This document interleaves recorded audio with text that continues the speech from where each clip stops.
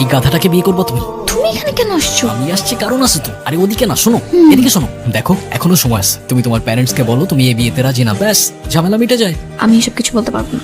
আরে এর সাথে থাকতে পারবে না তুমি, তুমি বুঝতেছো না? আরে শোনো, সোফায় বসে টিভি দেখতে থাকলেও সোফার দাম বলতে বলতে পাগল বানায় ফেলবে তোমার। তুমি না বলতে পারলে আমাকে বলো, আমি ওকে তাড়ানোর ব্যবস্থা করতেছি। No Adnan, stop. তুমি সব কিছু করবা না।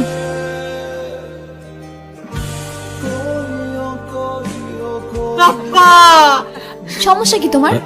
আমি তোমার কি ক্ষতি করছি বলো? আমি আবার কি করলাম? আমি তো উল্টা হেল্প করলাম তোমার। লাগবে না তোমার হেল্প, তোমার লাইফ তো ঠিকই চলতেছে। তুমি আমার লাইফে এসে কেন ঝামেলা করতেছো আদনান? আমি তো সেদিন সবকিছু তোমাকে বলে দিয়েছি।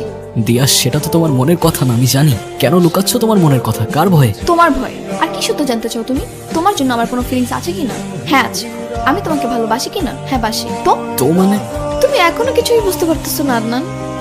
আমি ভালোবাসলে কি আসে যায় বলো? যে নিজের বাবা মাকে ঠিক করে ভালোবাসতে জানে না, সে আমাকে কি করে ভালোবাসবে? দয়া করে আমার জন্য একটা কাজ করতে পারবা? তুমি আমার থেকে অনেক দূরে চলে যাও, আর কখনো আমার সামনে আসবা না। আদনান, না গেলে হয় না। যেতে হবে বাবা, অনেক কাজ পড়ে আছে। আর কটা দিন থেকে জানা বাবা। ভাইয়া তুমি প্লিজ যেও না, প্লিজ আর কটা দিন থাকো ভাইয়া, প্লিজ প্লিজ প্লিজ থাকো ভাইয়া। তুমি চলে গেলে আমি অনেক রাগ করবো ভাইয়া। আরে চুপ থাকতো, তুই রাগ করলে আমার কি? হ্যাঁ তুই ওর সাথে এইভাবে কথা বলছিস কেন? ঠিকই তো বলছি, আমাদের রাগ নিয়েই এখন আদনানের কিছু যায় আসে না। আর বনি রাগ করলে ওর কি যায় আসবে বলো? তোমরা যে যাই বলো, আমি তোমার কোনো কথা শুনবো না। তুমি থাকবা মানে থাকবা, আমি বলছি তুমি থাকবা, প্লিজ ভাইয়া। এই তুই কি শুরু করছিস? কমন সেন্স নাই তোর এতটুকু? মূর্খদের মতো বিহেভ করতেছিস কেন? আদনান তুই চলে যা, আমাদেরও তো কমন সেন্স নাই। সেজন্য আমরা এতদিন তোকে নিয়ে বেঁচে থাকতে চেয়েছিলাম। শুধু বনি না, মূর্খের মতন আমরাও বিহেভ করছি। সেজন্য এখন চাচ্ছি তোকে আমাদের সাথে আটকে রাখতে।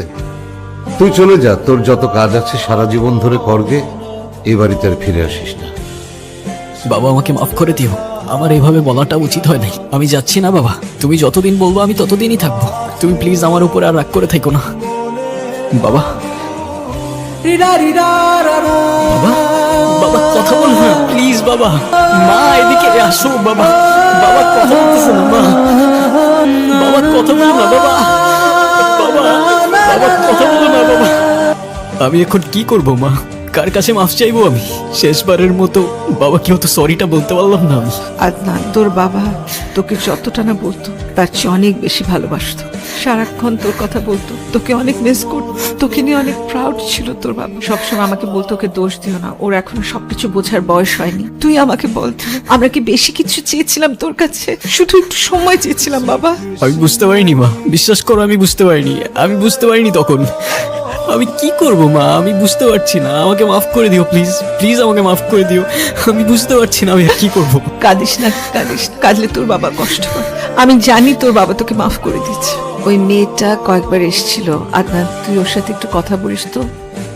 আর তোর যখনই ইচ্ছা করে তুই তখন চলে যাস, আমার কথা ভাবিস না। আমি ঠিকই থাকবো, বিশ্বাস কর। আমি আর যাচ্ছি না মা, আমি এখানেই থাকবো তোমার কাছে। আমার সেদিন তোমাকে ওভাবে বলাটা উচিত হয়নি। আমি তোমাকে সরি বলতে চাচ্ছিলাম। আমি সরি। আরে সরি তো আমার বলা উচিত, তোমাদের সবাইকে। নিজের ভালোবাসার খোঁজে যারা আমায় ভালোবাসতো তাদেরকেই সময় দিতে ভুলে গেছিলাম। আমি ভাবতাম ফ্যামিলি, বাবা মা, তাদের জন্য তো সারা জীবন পড়েই আছে। কিন্তু এটা বুঝতে পারিনি যে কোনো কিছুর জন্যই সারা জীবন পড়ে থাকে না। কিছু বাস্তবতা না চাইলেও মেনে নিতে হয়। মেনে নিচ্ছি তো, কিংবা নেওয়ার চেষ্টা করছি। এরপরের প্ল্যান কি? এই তো এখানেই, কিংবা মাকে নিয়ে চলে যাব। তোমার বিয়েটা কবে করছো তাহলে? বিয়েটার কিভাবে করছি বলো? যাকে বিয়ে করতে চাচ্ছি সেই তো পালিয়ে যাওয়ার প্ল্যান করছে। হাসছো কেন? এমনি। কারণ তো একটা আছেই। বলো বলো, এত হেসে লাভ নেই। তোমাকে আর যেতে দিচ্ছি না, বুঝছো?